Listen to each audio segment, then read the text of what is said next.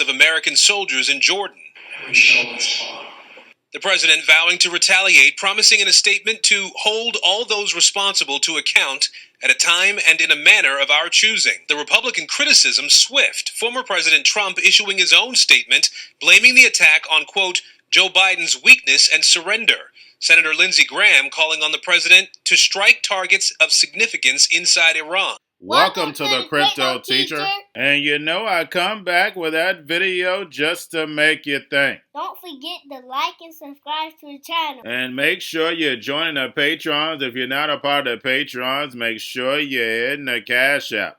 And guys, the drums just got louder. And we know once they say U.S. soldiers are being attacked or killed, we know we're going to be getting closer to WW3. Biden has no choice. And don't forget, every drums a beating was caused by the bank. Remember, they play both sides. And then we have Peter on CNBC speaking about AI. And I have Peter interviewing Ray Kurzweil. I've done a couple videos on it. But he talks about avatars, digital IDs, bringing your loved ones back to life. Yes, guys, you can't make this stuff up. Remember, in the virtual world, you're not going to be able to tell what's real and not real. And don't forget, all the distractions that are going on, guys, are just for the robots, algorithms, and drones to take this economy over and the sheep to go inside the metaverse. And they have plenty of technology behind the curtain. Because we see these deep fakes right now, we can easily tell they're deep fakes. But we know once they turn on these supercomputers, you won't be able to tell the difference. And the only reason why the machines are able to take over the economy, because we now have crypto. And crypto means hidden message, hidden meaning. This is money for the machines. And before the machines can take over, a lot of people have to get fired or laid off. And we've seen the Biden administration going after the gig economy. And we know what's going to happen. They're going to get laid off because we know the employers don't want to pay regular salary, health benefits. They don't want to do any of that. This is all a setup. Same way we see the fast food workers getting $15 to $20 an hour. And that's the reason why McDonald's is going to be building like 10 to 15,000 stores, automated. So everything is going to be automated. And we've already seen Flippy cooking chicken, hamburgers, pizza. And I had a Patreon member yesterday send me a video of a drone delivering beer inside the restaurant. And you know I've had robots being the waiters and waitresses. So guys, all this technology is ready to go. But we know they only need that one crisis, because during a crisis you can do things that you never thought you'll be able to do.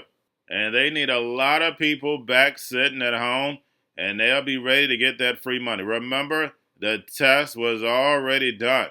Now it's time to roll out the real plan. Only thing you're doing is living a simulation. And then we have Beam CEO talking about Bitcoin ETFs and basically the crypto community cheering on the banks coming into crypto. Guys, that defeated the whole purpose. But we know big banks and big corporations were funding Bitcoin and crypto from the beginning.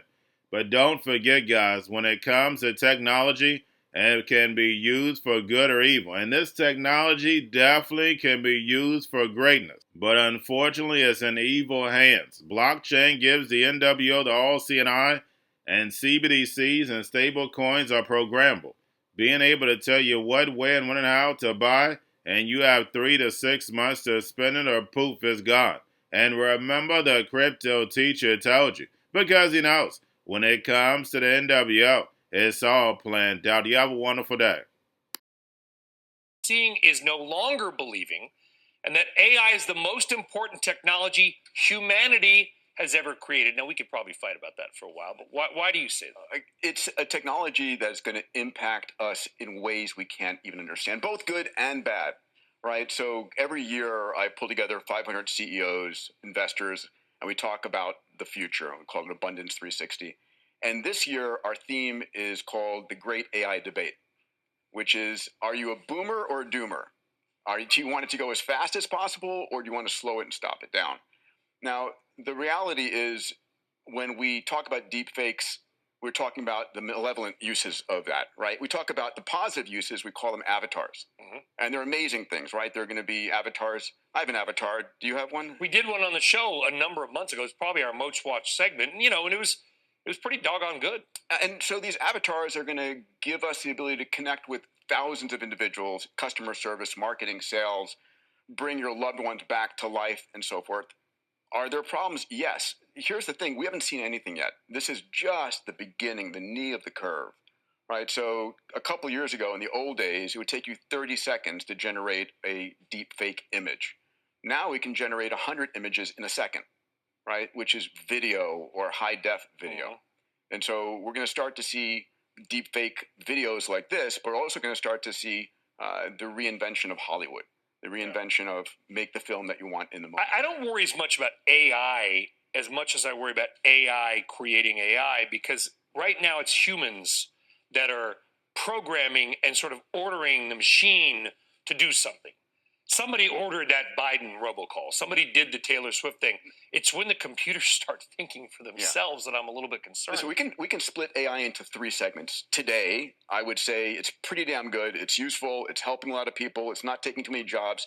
There's the next 1 to 5 years, which is the part that I'm concerned about. It's not artificial intelligence. It's human stupidity I'm worried about mostly, right? It's humans using AI for malevolent purposes. And then there's the post, what we call artificial general intelligence, 5 years and out, right? How is it? There are a lot of amazing, valuable, positive elements of AI. It's going to enable us to Will it wipe out the job market? GDP in America has grown every year for 25 years, and yet the demand and need for workers just isn't there. So I don't know the answer to that. I think it's going to reinvent the job market. It's going to reinvent how we do things.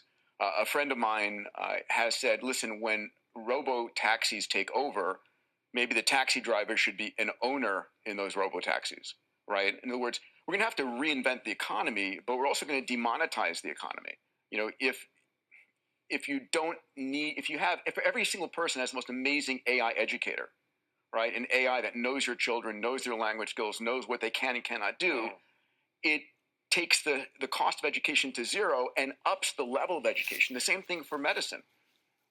It's going to transform all of medicine. Here, AI agents are going to start doing a lot of things in our economy. And for AI agents to coordinate with incentive systems, you're probably going to use crypto. And so if this AI story works out in certain consumer areas, especially... And then tokenizes everything. To AI, yeah. Well, we're not going from 100% debt to GDP back down to 30 just by waving a magic wand, are we? How are we going to do that? Well, I mean, you got to fire a lot of people. That's a whole other question. What do you think could happen to crypto with these approvals? Yeah, it's a great question. I mean, I think unequivocally, the Bitcoin ETFs, the spot ETFs, are good for crypto. It is good to be able to expose more people to technology, good to expose more people to the markets, good to bring it to a wider audience. So I think that's all good.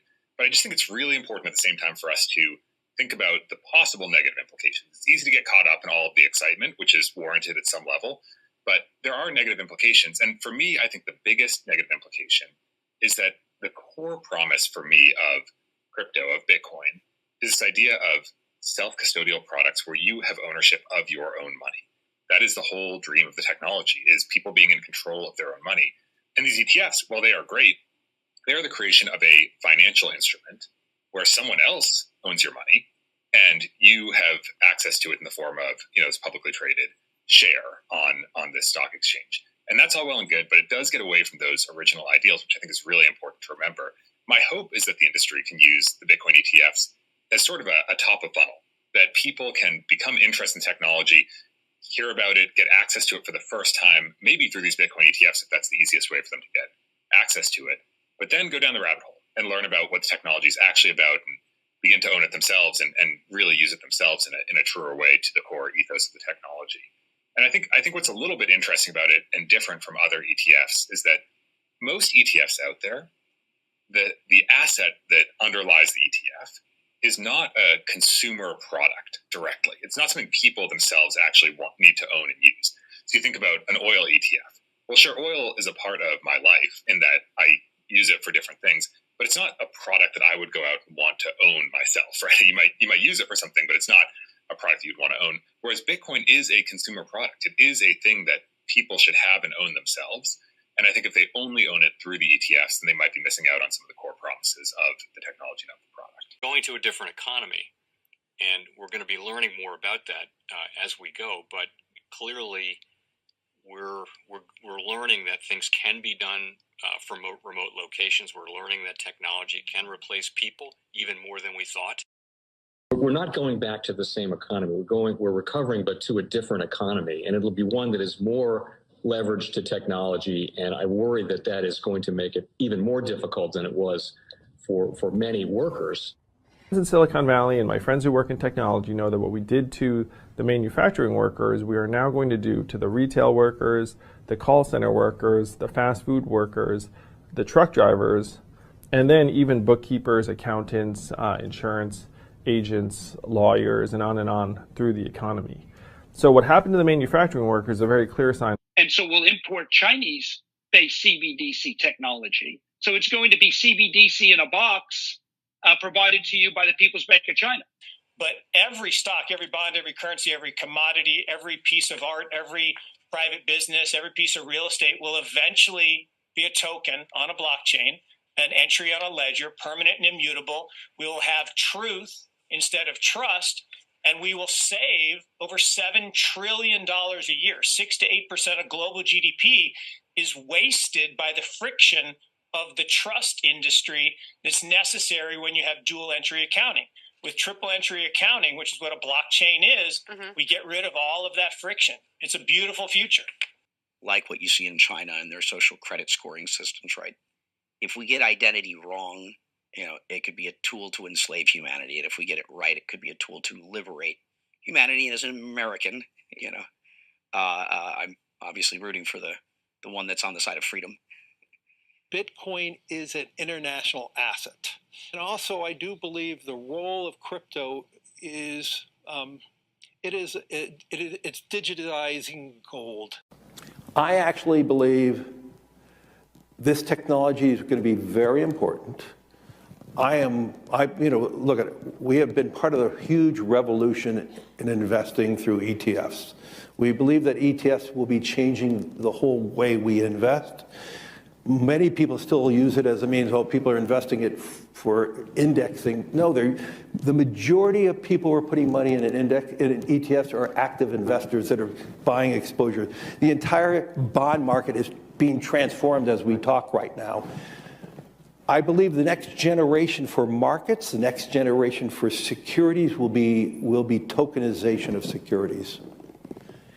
And if we could have that distributed ledger that we know every beneficial owner, every beneficial seller, we all have our code of who's buying, who's selling, instantaneous settlement. And think about it, it changes the whole ecosystem. Chinese bank ICBC has been hit by a ransomware attack, and the U.S. Treasury market, as a result of that, has been disrupted. This, according to the Financial Times. We're getting more right now with Bloomberg's Shonali Bassick. Shonali, what do we know? Listen, we have the Financial Times now reporting that ICBC, one of China's largest banks here, was hit with a ransomware attack. And remember, they're a very significant intermediary in the Treasury market. The SIFMA has told its members that this has been part of the reason here that the system is kind of clogged up, if you will, during that auction that we saw a little bit before. The attack had prevented ICBC, according to the Financial Times, from settling Treasury trades on behalf of other market participants. A large executive at a major bank also telling the paper that such a large party on the fixed income clearing corp creates major concerns, potentially impacting the liquidity of Treasury markets. Now, it was not just a poor auction. It was absolutely lousy, and when the dealers have to step in to save a Treasury auction, that's a rare occurrence. And Cryptoteacher and the New World Order book, plus the 3 Kids books. It's time to re-educate. Also, new to cryptos, Coinbase, Bitrue, Binance. Do not forget book links and crypto links are in the description. The stock channel, guys. Don't forget to go like, subscribe, spread everywhere. You have your Kobo, your chip stocks, your banking, your gaming. While everybody's sitting at home, get home stocks, the Seaver, the biotech stocks. And while everybody's at home wishing, they were still getting that free money. What are they doing? Drinking and smoking weed. Don't forget about those stocks, and you have a wonderful day. The most powerful person in the world is the storyteller. The storyteller sets the vision, values, and agenda of an entire generation to come. Steve Jobs. And guys, you know I truly believe in this. When you look at the New World Order, they're the storytellers. And that's the reason why I wrote my New World Order book. But guys, now it's time to change the current generation. And I wrote 3 kids' books. You know, I love the Trinity because I understand the power that's in it. So I have 3 books. We have an opportunity to change the generation, to educate, not just me, but I want to show you that I take action on a daily basis. And I want you to take action on a daily basis. Whether it's your job, whether it's in your community, we have an opportunity right now to educate the masses. I posted this on my Twitter account. Please share, but this is a short clip of the 3 books. There's going to be a clothing line and action figures. Please get these books for your kids, nephews, cousins, friends, so therefore we can start the re-education now. Because as we see, the 4th Industrial Revolution foundation is definitely here. Robots, algorithms, drones, taking humanity out the picture. We have to re-educate. But let's get into the video. Part 1. King Joshua and Grandma Tam save the village. Part 2. King Joshua and Grandma Tam save New York from COVID-33. Part 3. King Joshua and Grandma Tam goes to China. It's mandatory to get part 1, part 2, and part 3 of this series. It's time to re-educate Generation Z.